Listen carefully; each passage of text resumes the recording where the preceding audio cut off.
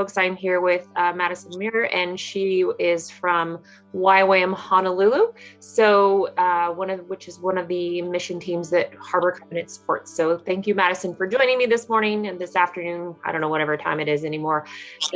Tell me about you and what you tell me about your history and what you are doing with YWAM. Sure. So again, my name is Madison. I'm married to my husband, Spencer, and we have two kids, Karis and Booker. They're 4 and almost 2. And so I've been in YWAM Honolulu for almost 12 years. I can't believe it. Before that, I was a part of Harbor Covenant as a high school student and later serving on the middle school and the high school youth ministry. So I was more involved once upon a time, but yeah, so now full-time based in Honolulu. And what our specific ministry does is we teach and equip young people to become cross-cultural missionaries. And we also desire to impact the island of Oahu with the gospel.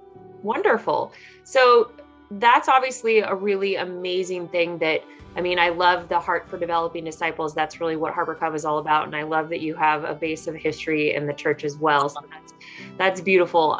Tell me about how has the last year looked for you guys during, the big COVID times? What does that look like for you and your ability to continue doing what you're doing? Yeah, it took some creativity. So when we went into lockdowns effectively, they locked down all of the islands of Hawaii. So all of our international students, our international staff, they had to immediately go home. Nobody was really traveling, and most of our students do fly in from off island. So for about a year, we didn't run our main training school, the discipleship training school. Mm-hmm. We were able to actually run 2 Bible core courses, which is where we teach people to study the Bible inductively, and how we were able to pull that off because people were already on island. Mm-hmm. And we social distance, all the things to make it happen, but it works. We were able to pull off some of our training schools. The biggest difference though was our focus really went inward to the island of Oahu. As you can imagine, with what happened with the pandemic, our economy just went downhill very, very quickly. It's all based on tourism nearly exclusively. And so because of that, there was a real need for families to be fed. Through that process, YWAM Honolulu, we actually became a licensed food distributor. Wow. That's a pivot. Yeah, so that was a big change for us to really focus on that particular ministry. We always are focusing on evangelism and mercy ministries, and we want to be helpful and partnering with churches, but this was a new specific niche for us, but we've so loved it. So yeah, that's been the biggest change, but it's been really, really fruitful.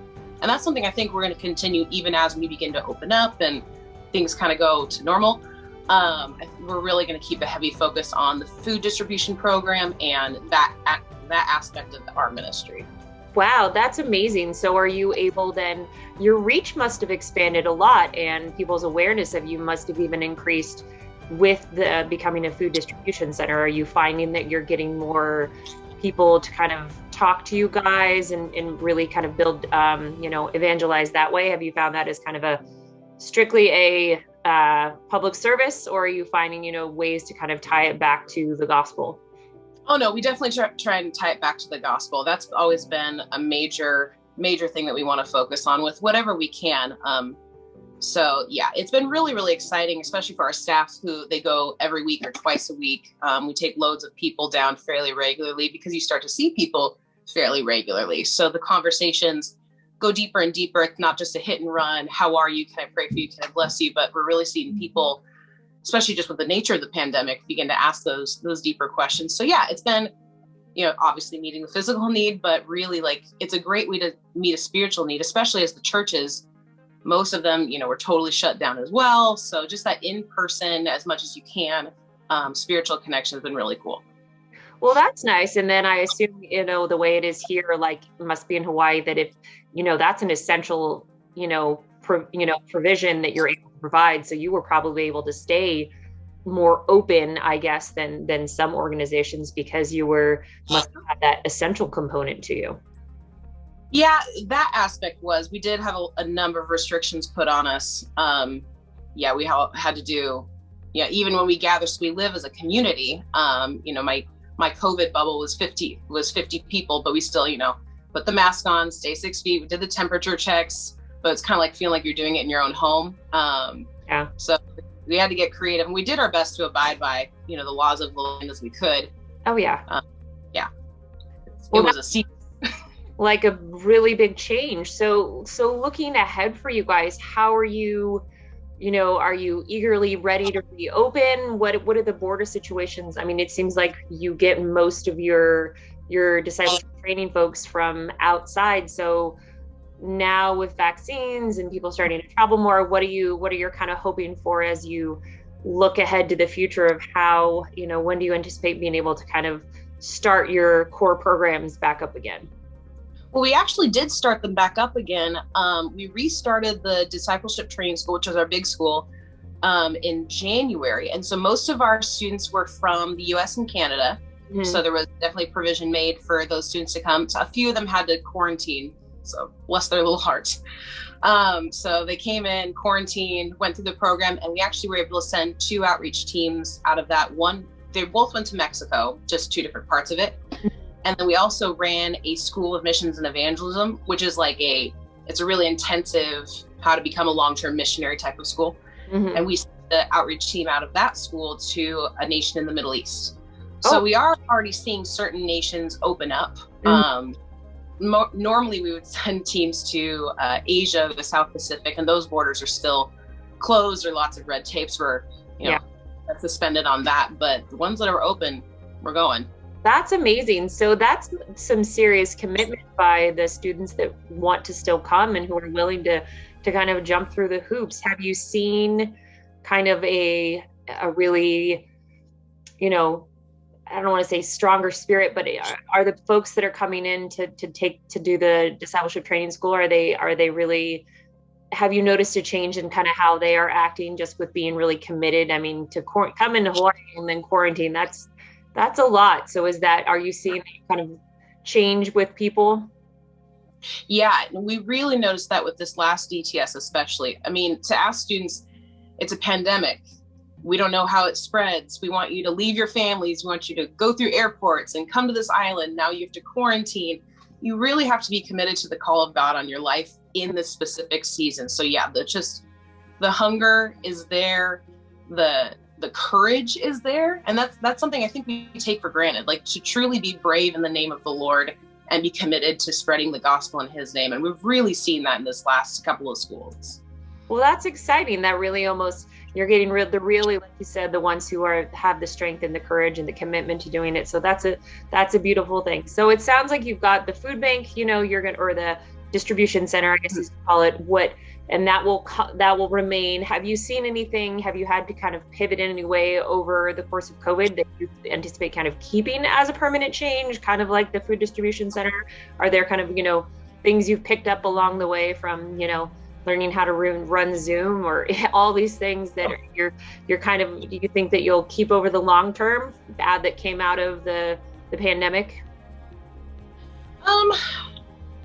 Definitely the food distribution. We're going to keep that going as long as there's a need. And then I think we've all gotten a lot better at Zoom. So even we have speakers come in every week for our training schools. So we've gotten a lot more okay with, do we have to fly you in? Could we do a Zoom meeting? So we might actually be keeping some of those things in place simply as cost savers going forward.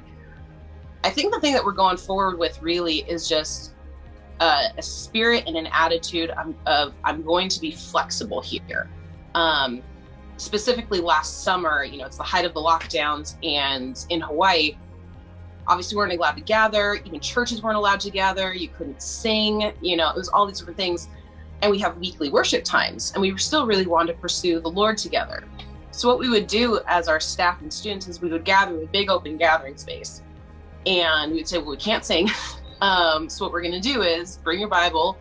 We're all going to gather, and somebody's going to pray. If you feel like you have something from the Lord, please share. And just became a ministry time. We did that for 3 months. And so we literally for 3 months had worship times with no music. And it was so just beautiful and fulfilling. And like the Lord's presence was really there. And so just, knowing that, you don't have to go by the traditional model to make ministry happen. The Lord is already here. He's already doing stuff. It's just ready. Are we ready to receive it and participate with what he's doing?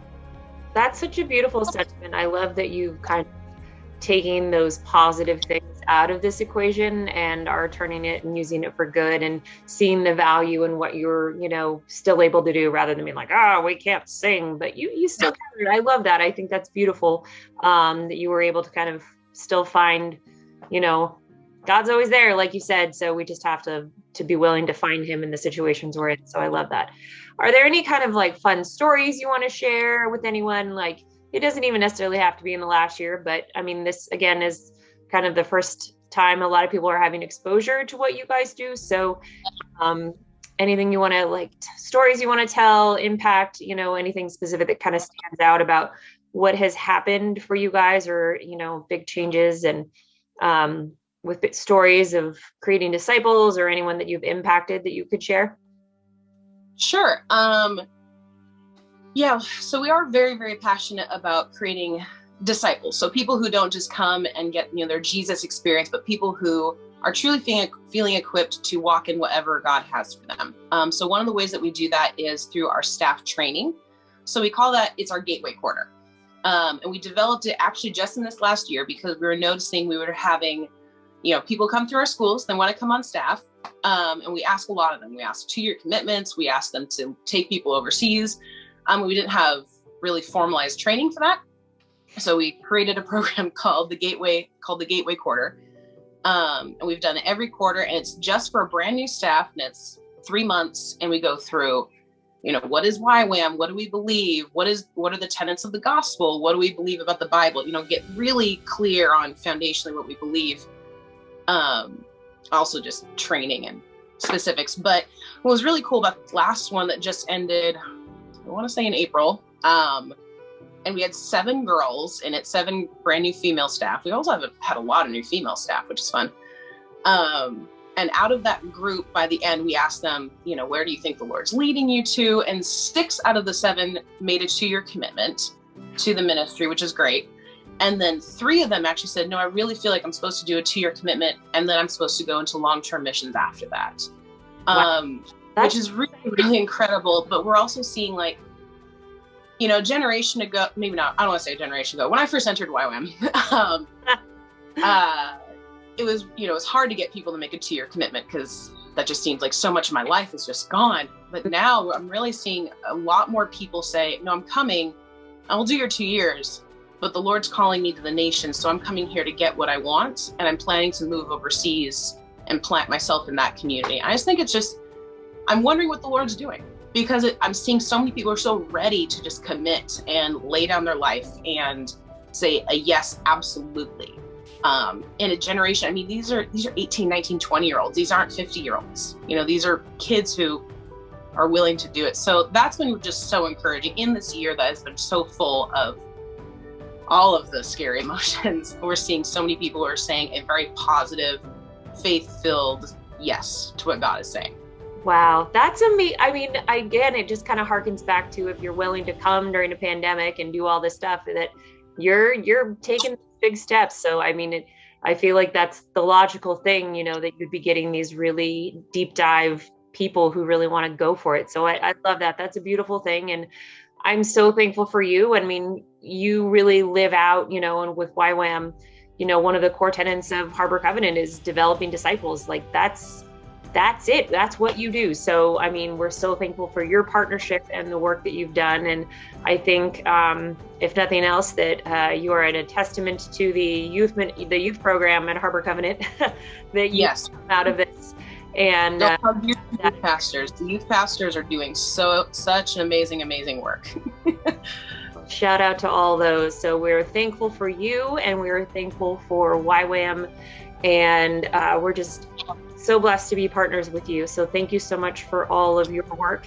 Is there anything else that you want to share that you want the congregation to know at Harbor Covenant, that just anything else that you want to share with them, the public at large? The public at large.